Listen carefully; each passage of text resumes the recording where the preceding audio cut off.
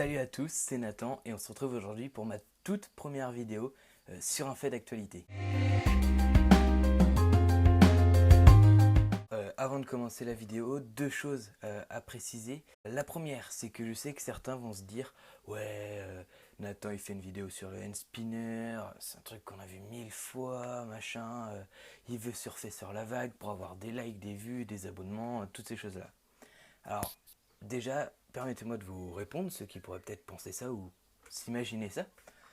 Déjà, je vais pas faire une vidéo où, je sais pas moi, je vous montre des tricks sur le hand spinner ou je vous dis quel est le meilleur, quels sont les 10 meilleurs hand spinners sur le net. C'est pas du tout de ça que je vais vous parler. Moi, je vais essayer de vous parler des origines, de la mode, qu'est-ce que c'est que cette mode, pourquoi cette mode et pourquoi aussi les médias n'en parlent pas de cette mode ou alors très peu. Et deuxième chose, c'est que je sais que le matérialiste et Fabien Olicard ont déjà fait des vidéos du même type, c'est-à-dire sur les origines, la créatrice, des choses comme ça. Mais déjà, faut savoir que j'ai eu l'autorisation du matérialiste, comme vous pouvez voir sur ces screens là de Twitter. Et puis c'est pas du plagiat puisque je vais essayer de dire différentes choses, de vous apporter encore plus de connaissances que ce qu'ils ont pu faire eux. Et bien sûr leur chaîne ou leur vidéo, je pense que ce sera plutôt leur vidéo sur le sujet, seront dans la description. Alors on peut enfin commencer avec les origines du hand spinner. Donc le hand spinner, il a été créé il y a 20 ans par une femme américaine qui s'appelle Catherine Ettinger et il a été créé donc en 1997. Donc en fait, Catherine, elle a créé ce jouet pour pouvoir jouer avec sa petite fille, puisqu'en effet, Catherine elle souffrait d'une maladie des muscles, ce qui l'empêchait en fait de pouvoir jouer comme toutes les mamans, donc je sais pas, à la balançoire, au ballon, n'importe quoi. Elle ne pouvait pas à cause donc de cette maladie et elle a imaginé plusieurs schémas avant d'arriver au hand spinner pour pouvoir jouer avec sa fille sans être gênée par cette maladie. Et donc, après plusieurs mois de recherche, en 1997, Catherine Ettinger dépose un brevet pour son hand spinner. Donc rapidement, qu'est-ce qu'un brevet? Donc je cite, c'est selon l'INSEE quelque chose en fait qui protège une innovation technique, c'est-à-dire un produit ou un procédé qui apporte une solution technique à un problème technique donné. Donc en fait, plus simplement, c'est un titre de propriété qui empêche toute copie de l'objet. Ici du hand spinner.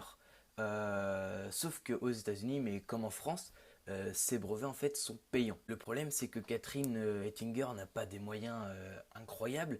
En 2005, elle se voit obligée d'annuler son brevet en fait, donc, parce qu'elle peut plus payer euh, le tarif qui est de 400 $ par an pour un brevet aux États-Unis.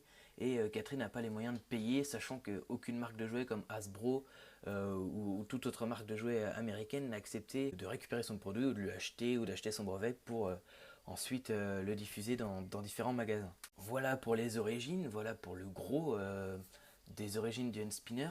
Et comme je vous l'ai dit, ça fait 20 ans qu'il a été créé. On peut donc se demander pourquoi aujourd'hui, en 2017, en France et dans le monde entier, cette mode ravage tout sur son passage. Donc déjà, il faut savoir qu'entre 2005 et 2016, le hand spinner, à part pour sa créatrice, il est un peu inconnu, puisque personne vraiment n'en a entendu parler, personne ne sait ce que c'est, et personne ne s'y intéresse tout bêtement. L'élément qui va tout faire basculer, du moins en France, c'est la vidéo du Dr Nozman qui date du 16 mars 2017. Donc dans cette vidéo, il explique, il dit que le hand spinner est l'objet le plus satisfaisant du monde, et sachant qu'il est suivi par plus d'1,4 million de personnes, il a tout de même une énorme influence et c'est pourquoi le hand spinner va très vite se développer. De plus, Midi Libre, donc, qui est un quotidien, un journal pardon, d'information, notamment sur internet, moi c'est sur internet que j'ai trouvé ça en tout cas, explique les trois raisons majeures du succès du hand spinner. La première raison, c'est sa petite taille. En effet, le hand spinner, vous en avez tous vu, sûrement eu entre les mains pour la plupart. C'est vraiment petit, c'est portatif, on peut vraiment l'emporter partout, ce qui fait que vraiment beaucoup de monde l'ont et sont attirés par cet objet. La deuxième raison, c'est son prix. Alors oui, vous allez me dire, il y a des hand spinners à 20 euros, à des centaines d'euros, c'est vrai, mais il y en a aussi sur internet à 2 euros. C'est vraiment pas cher et pour les parents qui cherchent un jouet pour leur enfant pour les occuper sans faire trop de bruit etc. C'est vraiment l'objet qui convient. Et la troisième et dernière raison, du moins évoquée par Midi Libre, c'est qu'il y a une énorme variété de couleurs et de formes. Comme vous le savez, il y en a qui sont blancs, rouges, bleus, multicolores, fluorescents, qui sont Bluetooth pour la musique, etc. Il y a vraiment tout ce qu'on veut. Ça permet de vendre encore mieux l'objet. Mais on peut se demander quelque chose, si le hand spinner et ses variantes sont vraiment partout, pourquoi les médias n'en parlent-ils quasiment pas? Du moins, pourquoi ne parlent-ils pas vraiment de la mode? Ils disent, on voit beaucoup les médias dire oui, le hand spinner est partout, etc. Mais pourquoi est-ce qu'ils nous disent que cela et pourquoi ils ne nous disent pas ses origines, son histoire, comme je suis en train d'essayer de le faire dans cette vidéo? Tout d'abord, il faut savoir que le hand spinner il fait une mini polémique, notamment aux États-Unis. Pourquoi? Parce qu'en fait, l'objet, il était avant autorisé dans toutes les écoles des États-Unis, puisque certains enfants, notamment des enfants autistes, en avaient besoin pour rester calme, zen, etc. Sauf qu'avec cette mode, tout le monde en a et on n'arrive plus à savoir qui en a réellement besoin pour être calme, concentré en cours et qui l'a juste pour s'amuser et s'amuser avec ses copains. C'est pourquoi dans certaines écoles aux États-Unis, le hand spinner a été interdit, ce qui crée polémique, puisque les enfants qui n'en ont pas besoin en soi, bah tant pis, ils jouent chez eux, etc.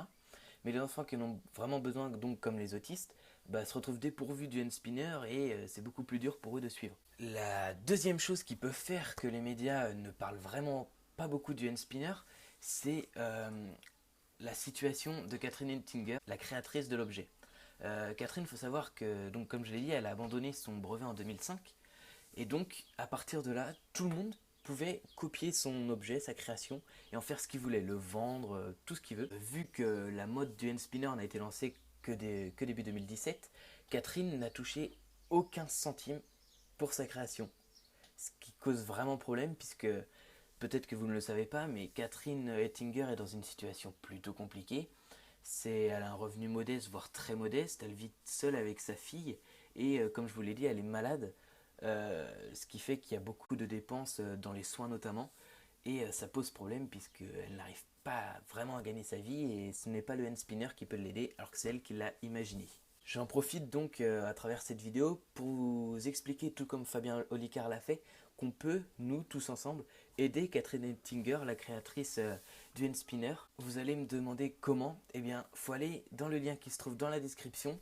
Et en fait, c'est un lien qui vous redirige vers une page pour, si vous le pouvez évidemment, et il n'y a aucune obligation, pour donner quelques dollars à Catherine pour financer le brevet d'une de ses nouvelles créations, d'une création qu'elle a imaginée il y a déjà quelques années en même temps que le hand spinner, qui s'appelle le fidget spinner. Donc voici une photo. Et si elle arrive à déposer un brevet, à le payer, elle pourrait le commercialiser et pourquoi pas gagner de l'argent grâce à cette invention. Voilà, je pense que j'ai tout dit sur le hand spinner, du moins tout ce que je sais. J'espère que la vidéo vous a plu, que la qualité était satisfaisante pour vous, que vous n'avez pas trouvé que c'était trop chiant, trop du plagiat, trop je sais pas quoi, puisque j'ai essayé vraiment de faire au mieux, de vraiment donner des infos que peu de monde, voire personne n'avait donné, du moins dans ce que j'ai vu. Donc voilà, si ça vous a plu, n'oubliez pas le petit pouce bleu, l'abonnement, parce que ça fait toujours plaisir. Et on se retrouve la semaine prochaine si tout marche bien et si tout va bien. Et ciao ciao.